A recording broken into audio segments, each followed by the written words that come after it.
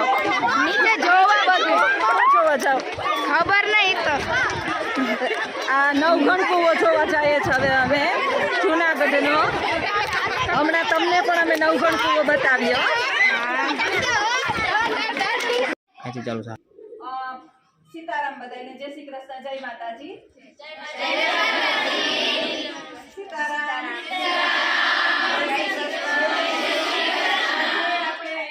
જુનાગઢ પોરબંદર થી પ્રવાસમાં અને આ છે નવઘણ રચિત અડી કૂવો. અહીંયા ઉપરકોટની અંદર ટોટલ 3 કૂવા મુખ્ય છે, અડી, કડી અને નવઘણ કૂવો. આપણા ગુજરાતનો ઇતિહાસ છે ને એની અંદર લખેલું છે કે અડી, કડી અને નવઘણ કૂવો એ ના જોયો એ જીવતો મૂવો. કોને ખબર છે કે ના જોયો એ જીવતો મૂવો એનો અર્થ શું થાય? ખબર છે કોઈને? કોને ખબર છે? હા, વેરી ગુડ. બોલ. જીવતા જીવતા મરી જાય એટલે સાચું કે મરી જાય કે ધારણ કરેલા શરીરમાં મરેલાની જેમ જીવે. એટલે ગુજરાતની અંદર આપણે મહાન છીએ, જન્મ લીધો છે, અહીંના જ છીએ, પ્રોપર છે. અને જો જુનાગઢ આવ્યા હોય અને આ અડી કૂવાના દર્શન ના કરીએ, અત્યારે થોડુંક અસ્વચ્છ ને એવું પાણી છે, પીવા લાયક નથી, પરંતુ રાજા મહારાજાઓના સમયની અંદર આનો ખૂબ જ ઉપયોગ થતો. અને આ જે છે એ એટલો બધો પથરામાંથી કંડારેલો છે. આ કૂવો જે છે ને એ એક નહેર છે, નહેર, અને પથરામાંથી કંડારેલો છે. તમને આમાં ક્યાંય જો બાંધણી કઈ ટાઈપની દેખાય છે? આપણે ખેતરની અંદર બોરિંગ કરીએ એ ટાઈપનું બોરિંગ નથી. આખે આખું પથરાથી માનવ સર્જિત રચેલો છે. આમાં કોઈ આધુનિક ટેકનોલોજીનો ઉપયોગ કર્યો નથી. એટલે ભારતના તમામે તમામ જે યાત્રાળુઓ જ્યારે દર્શનાર્થે આવે ત્યારે આ કૂવાની ચોક્કસ મુલાકાત લે છે. આપણે એમ કહીએ છીએ કે ઘર કી મુર્ગી દાલ બરાબર. ઘરની અંદર જે વસ્તુ આપણે પ્રાપ્ત થતી હોય ને એનું કઈ મૂલ્ય ના હોય. આપણે આ નજીક થાય છે એટલે આપણે આને તુલના કરતા નથી, પરંતુ જે બીજા આઉટ ઓફ સ્ટેટના અહીંયા જ્યારે આવે છે ત્યારે ખાસ આ કૂવાની મુલાકાત લે છે અને પવિત્રમાં પવિત્ર તીર્થ સ્થાનોમાં આની ગણતરી થાય છે. નવઘણ રાજા હતો 12મી શતાબ્દીમાં, વિક્રમ સંવત. ક્યારે હતો? 12મી શતાબ્દીમાં સિદ્ધરાજ જયસિંહ સોલંકીના વંશ વખતે અહીંયા જે જુનાગઢનો રાજા હતો એ નવઘણ હતો. અને એ સમય દરમિયાન એણે આ કૂવાનું બાંધકામ કરેલું. આ કૂવાનું નામ આપ્યું છે અડી. તમે બધાએ આના દર્શન કરી લીધા, હવે તમે જીવતા મૂવાના નહીં, પરંતુ તમારો જન્મ જે છે એ ખરેખર ધન્ય બની ગયો છે. કેવું લાગ્યું તમને આનું? ઉપરકોટની કડી વાવ. અત્યારે પાણી નથી, વિદ્યાર્થીઓ આવ્યા જોવા, પણ પાણી નથી, બહુ થોડું થોડું જ પાણી છે. આ નવઘણના સમયનો પવિત્ર બધાય કૂવાઓ જે રાજા મહારાજાઓ દ્વારા રચિત હતા, અત્યારે તો બધા પેક કરી દીધા છે. હાલો ચડો, હાલ ચડો.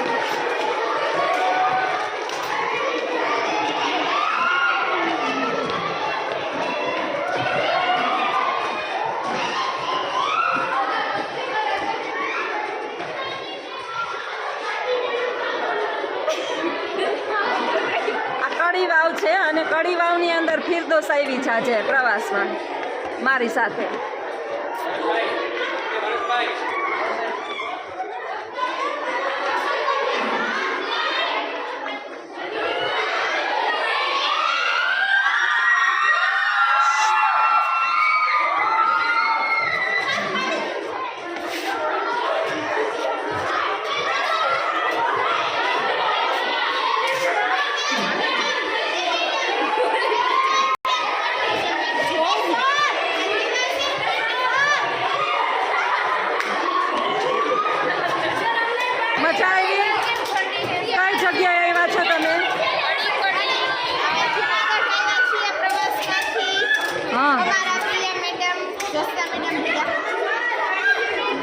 મજા આવી તમને?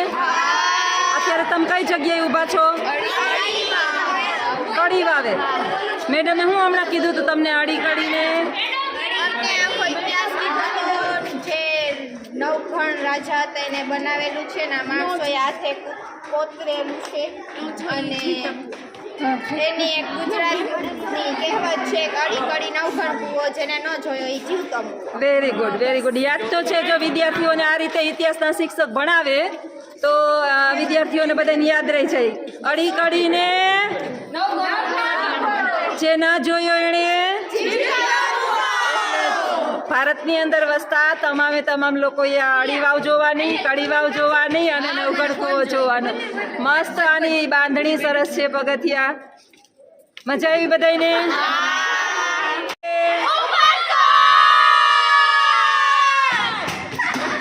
હાલો ચાલુ છે વિડિયો આડો રાખ. સ્ટાર્ટ કરશે.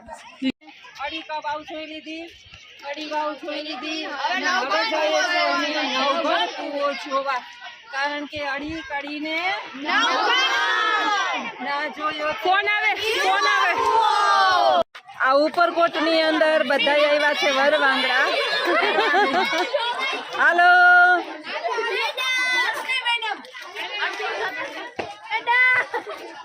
બોલો.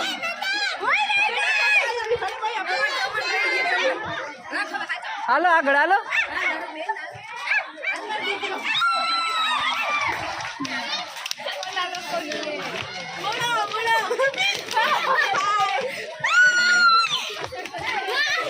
હાલો આને આવી ગયા છે નવઘણ કૂવાએ. અડી કડીને નવઘણ કૂવો.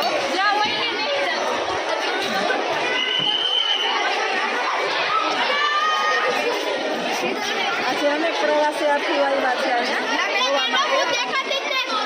ફોટા એમ પાડતી.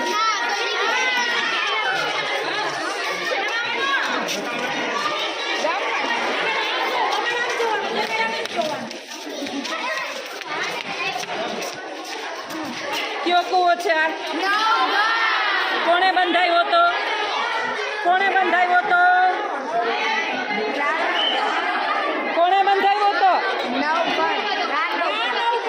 સર ચાલુ કરો.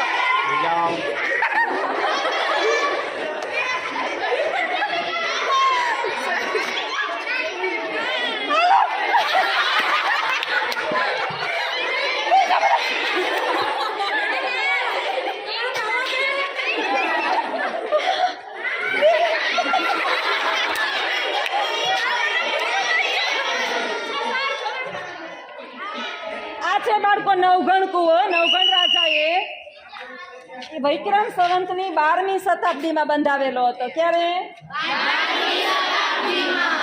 ઈસવીસનની 12મી. વિક્રમ સંવત, ઈસવીસન નહીં હો. આપણે જે હિન્દુ શાસ્ત્રના ધર્મ પ્રમાણે જે કંકોત્રીમાં હોય ને વિક્રમ સંવત, એની 12મી શતાબ્દીની અંદર નવઘણ રાજા થઈ ગયો સિદ્ધરાજ જયસિંહ. તમને નામ સાંભળ્યું?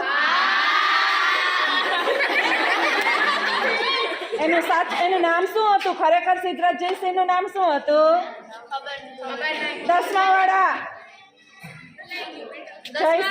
જયસિંહ સોલંકી. શું નામ હતું? જયસિંહ સોલંકી. એણે જેટલા પણ યુદ્ધ કર્યા હતા ને, સાંભળજો, હું પૂછીશ પાછી, કાલે અહેવાલ લખવાનો છે એનો. નેક્સ્ટ જેટલા પણ એને યુદ્ધ કર્યા ને, એક યુદ્ધમાં સિદ્ધરાજ હાર્યો નતો જયસિંહ સોલંકી, એટલે એને ઉપનામ મળ્યું હતું. શું ઉપનામ મળ્યું હતું?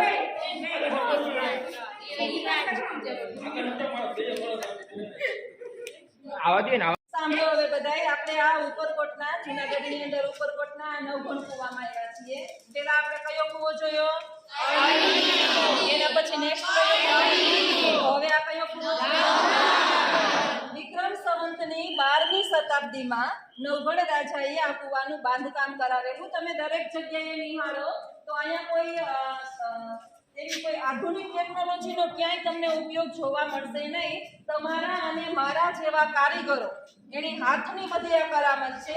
તમે દરેક જગ્યાએ ડિઝાઇન તમે જુઓ, અત્યારનું કામ ચાલુ છે એ હવે આધુનિક ટેકનોલોજીનો થોડીક વપરાશે, પરંતુ અત્યારે તમે આ જુઓ બધું જૂનું બાંધકામ હતું. બાંધકામ જ નહોતું ક્યાંય. વિક્રમ સંવતની 12મી શતાબ્દીમાં કોણે બંધાવ્યો? કોણે બંધાવ્યો? નવઘણનો દીકરો રાખેંગાર. કોણ? તેણે ઈસવીસનની 12મી શતાબ્દીમાં જયસિંહ સોલંકી સાથે યુદ્ધ કર્યું. હવે હવે આપણે જાશું ને એ જાશું રાણક દેવડી અને રાખેંગારના મહેલ. આ છે નવગણ કૂવો. અને આ ત્રણ કૂવા આપણે જોઈએ આપણા ઇતિહાસની અંદર એમ કહેવાય છે કે અડી કડી અને નવગણ કૂવો જેણે એ ના જોયો એ જીવતો મીનિંગ થાય કે જેણે આ ત્રણ કૂવાઓના દર્શન નથી કર્યા એ વ્યક્તિ જે છે એનો જીવે છે બરાબર પરંતુ એનું જીવન મોત બરાબર છે. એટલે તમારા મગજની અંદર ખાસ રાખી લેવાનું કે આપણા સામાન્ય દેખાતી વસ્તુ ખરેખર એકદમ અનમોલ છે. અનેકો લોકો દર્શનાર્થે અહીં આવે છે. આની માહિતી મેળવવા માટે આવે છે. ઐતિહાસિક સ્થળ છે. શું છે? આજના યુગમાં ટેકનોલોજી વિના કાંઈ ન બને, પરંતુ આપણા જેવા માણસોએ બનાવેલું છે. 12મી શતાબ્દીની અંદર સિદ્ધરાજ જયસિંહ જે છે એની પહેલા નવગણનું મૃત્યુ થયું. એની પછી રાજા એનો બહેનો રાખેંગાર અને રાખેંગારનો વધ કરનાર હતો સિદ્ધરાજ જયસિંહ. કોણ હતું? હવે આપણે બધા જાશું સિદ્ધરાજ જયસિંહે જેને માર્યો તો એ રાખેંગાર અને રાણકદેવડીના મહેલ.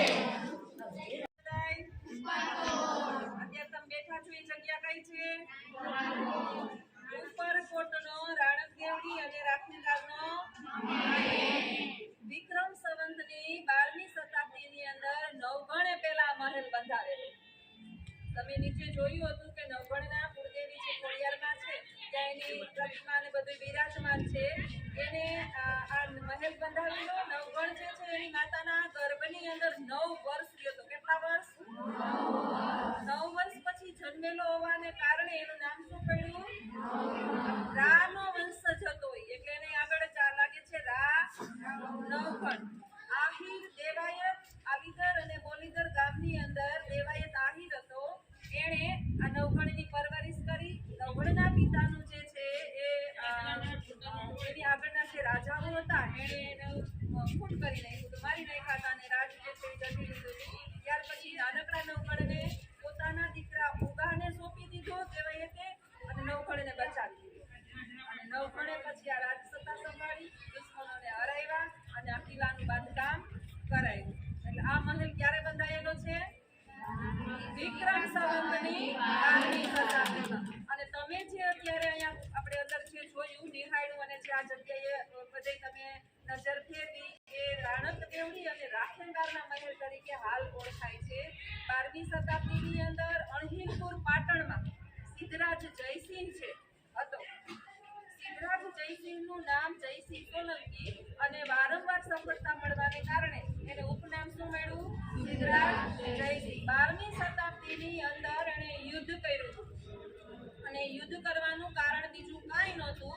જે રાણકદેવડીએ રાખેંગાર સાથે લગ્ન કર્યા હતા એ રાણકદેવડી એક ઐશ્વર્ય એકદમ સુંદર અને રૂપાળી હતી.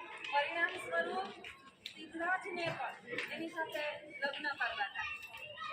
રાણકદેવડીને તો આને જ પરણવું હતું. કોને પરણવું હતું? રાખેંગાર. એ સમયે સિદ્ધરાજ જયસિંહ જે છે એને રાણકદેવડી પ્રાપ્ત ન થઈ એટલે એને એકદમ ગુસ્સો આવ્યો અને એ પરણી ગયા પછી એણે એના ઉપર યુદ્ધ કર્યું. આ યુદ્ધ 12 વર્ષ સુધી ચાલ્યું. કેટલા વર્ષ સુધી? આ સમય દરમિયાન આ જ જગ્યાએ જેટલા બે સંતાન હતા તમે જે 4 આંખ તમને દેખાતી હતી, નીચે દેખાતી હતી, જોઈ હતી કે 4 આંખ એમાં 2 દીકરાઓની છે. કોની છે? મારી આ જ જગ્યાએથી સિદ્ધરાજ જયસિંહને પેલો રાખેંગાર સૂતો હતો. સિદ્ધરાજ જયસિંહ તરીકે આવ્યો મહેલની અંદર પ્રવેશ 12 વર્ષ સુધી જીવ્યો નહીં અને છેલ્લે આવ્યો અને ત્યારે એને અહીંથી એને સૂતા એનું મસ્તક કાપી દીધું. કોનું મસ્તક કાપી નાખ્યું? સિદ્ધરાજ જયસિંહે રાખેંગારનું મસ્તક કાપી નાખ્યું. અણહિલપુર પાટણ લઈ ગયો અને રાણકદેવડીને કહી ગયો કે જો તારે તારા પતિનું સૌ જોવું હોય તો તું પાટણ આવજે, મારી સાથે પરણજે અને આ મસ્તક લઈ જજે અને અહીંથી પછાડી અને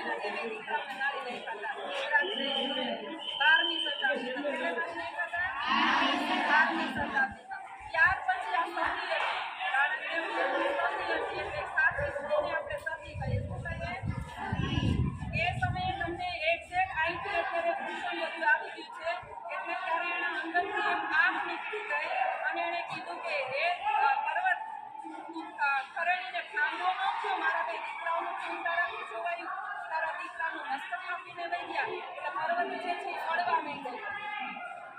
એનો અવાજ સાંભળી લીધો. પર્વત જે છે કેટલો બધો નીચે પડી ગયો. ત્યારે બધાય સાધુ સંતોએ પ્રાર્થના કરી રાણકદેવજીને કે માતાજી તું શાંત થા, આ પર્વત પડશે તો આખું જૂનાગઢનો નાશ થશે. એટલે એણે થાપો મારી દીધો. અત્યારે તમે ડુંગરની અંદર જાઓ ને, ચડો ને તમે ડુંગર, આખો ડુંગરની પરિક્રમા કરો ને તો ત્યાં રાણકદેવજીના થાપા આવશે. શું આવશે? ત્યાંની રાણી મહારાણી હતી. આ પછી રાણકદેવની સિદ્ધરાજ વિનાશકારી વિપરીત બુદ્ધિ, સિદ્ધરાજની બુદ્ધિ વિપરીત થઈ ગઈ હતી. રાણકદેવજીને એનું સાબ આપ્યું નહીં, મસ્તક ના આપ્યું. સિદ્ધરાજ પેલાનું રાખેગાર લઈને વયો ગયો. રાણકદેવજીએ અહીંથી શરૂ કર્યો એક પગલું માંડ્યું એટલે જમીન જે છે અણહિલપુર પાટણની હલવા માંડી. બીજું પગલું માંડ્યું ત્યાં એની અણહિલપુર પાટણની તો ભૂકંપ સ્ટાર્ટ થઈ ગયો હતો. અને ત્રીજા પગલાની અંદર જે છે એ અતિવૃષ્ટિ અને અનાવૃષ્ટિ એક તારી બધું જે છે એ ન થવાનું બધું થયું. અને અંતરિક્ષની અંદર જે છે આખું બ્રહ્માંડ ડોલવા લાગ્યું હોય એવી અણહિલપુર પાટણની અંદર પરિસ્થિતિ સર્જાઈ. સિદ્ધરાજ જયસિંહને આખા શરીરની અંદર રક્તપિત્ત થઈ ગયું. થઈ ગયું હવે એને મરી જવું છે, પણ હવે એનું મૃત્યુ આવતું નથી. કારણ કે આપણા કરેલા કર્મો આપણે જ ભોગવવા પડે. એટલે કર્મ કરતા પહેલા 100 વખત વિચાર કરાય.